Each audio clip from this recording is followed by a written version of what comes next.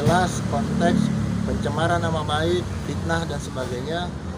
Kami yakin dengan adanya hari ini tidak terbukti dan mampu dipatahkan.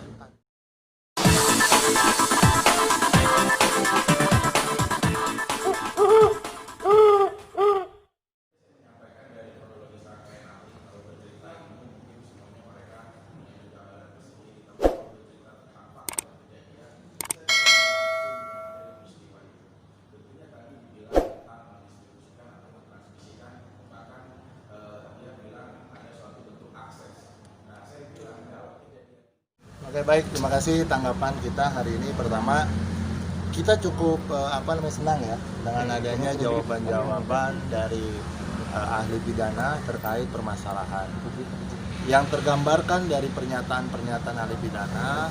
Pertama poinnya, ketika kita tanyakan apakah tindakan Vicky Prasetyo ke RT terus kemudian sebelum melakukan penggerebekan itu kemudian melaporkan ke polisi, minta ditemani dan sebagainya, apakah itu merupakan rangkaian daripada menjaga kepentingan umum dan ketertiban umum? Saksi ahli mengatakan ya, di situ adalah tindakan obligation moral obligation. Artinya Pak, itu yang benar, kewajiban moral yang memang harus dilakukan. Itu sudah jelas ketika bicara 311 tadi ya, hanya bicara pada satu ayat. Ketika kita jabarkan di ayat ketiga, apakah tindakan Vicky menemukan istrinya di dalam kamar, kemudian dia memperingatkan untuk keluar sampai dia nggak mau, adanya kemarahan terucap dan sebagainya, apakah itu bagian daripada menjaga moralitas? Apakah itu bagian menjaga ketertiban umum? Saksi jawab apa? Iya, itu adalah bagian, gitu loh. Nah, ketika ini kemudian disangkut pautkan dengan ITE, ahli bilang kalau itunya benar, itu adalah tindakan Vicky dalam konteks bahwa dia punya kewajiban moral sebagai suami sesuai dengan undang-undang dan punya kewajiban ketertiban umum. Nah, tindakan Vicky ke RT dan ke polisi itu adalah menjaga ketertiban umum. Udah benar itu. Nah, kemudian ditanyakan lagi berkaitan dengan pendistribusian.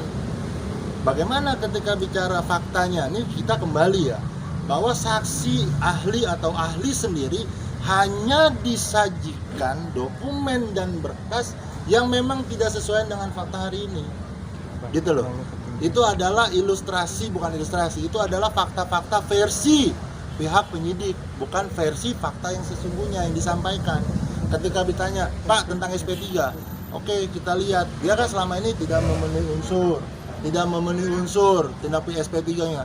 Setelah kita perlihatkan, Pak, mohon maaf loh, ini bukan tidak memenuhi unsur loh, tapi alat buktinya tidak cukup, unsur pidananya ada. Oh, saya baru lihat hari ini. Nah, jadi semua saksi hanya dibatasi pada apa yang disampaikan oleh penyidik, versi penyidik pada saat di Polres Jakarta Selatan.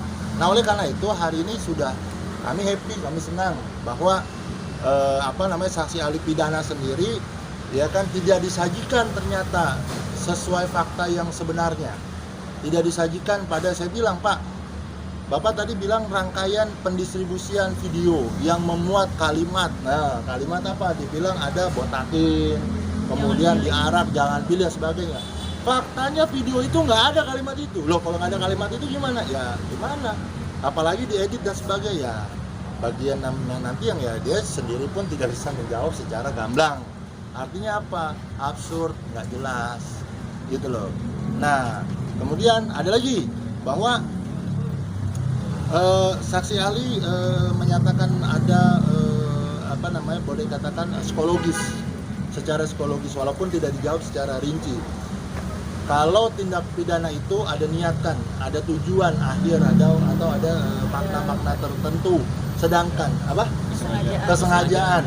Sedangkan ini adalah fakta emosional, dia secara psikologis yang memang melihat istrinya berada di dalam satu kamar dengan laki-laki lain, dan itu sudah dijelaskan apakah itu termasuk unsur ketika memang itu kesengajaan. Dan saksi ahli mengatakan kalau kejadiannya seperti itu, fakta persidangan seperti itu tidak bisa atau bukan bagian daripada unsur kesengajaan, karena memang itu adalah tidak diniatkan.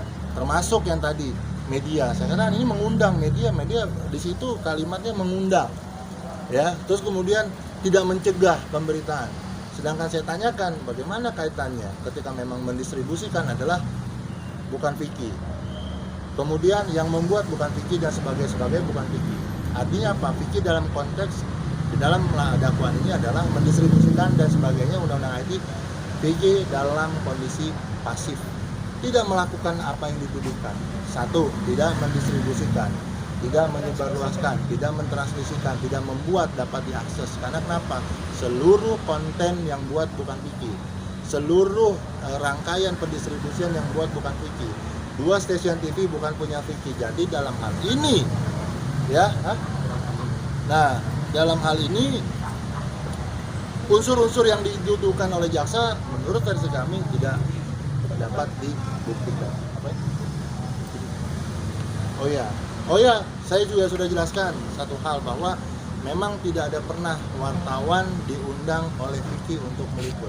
Tapi wartawan dalam hal ini dilindungi oleh undang-undang pers dan undang-undang penyiaran, jelas bahwa ketika mereka menyiarkan berita fakta, bukan hoax atau bukan ada sisi newsnya, sisi beritanya, tidak akan diberitakan. Tapi ketika memang di wartawan ditanya sebagainya, kemarin saya konversikan apa saya kaitkan dengan keterangan ahli, bahwa memang tidak ada tindakan fikih itu mengundang, tidak mampu dibuktikan tindakan fikih mengundang wartawan, atau sekali lagi tadi tidak mencegah, tidak ada kewajiban karena memang fikih tidak minta diliput, dan fikih tadi sudah menjelaskan tidak minta diliput, tidak minta untuk disiar luaskan dan sebagainya, gitu loh. Jadi jelas konteks pencemaran nama baik, fitnah dan sebagainya, kami yakin dengan adanya hari ini tidak terbukti dan mampu dipatahkan, sudah sangat jelas, gitu loh. Artinya saksi kali ini tidak memberatkan fikih, ya Bang?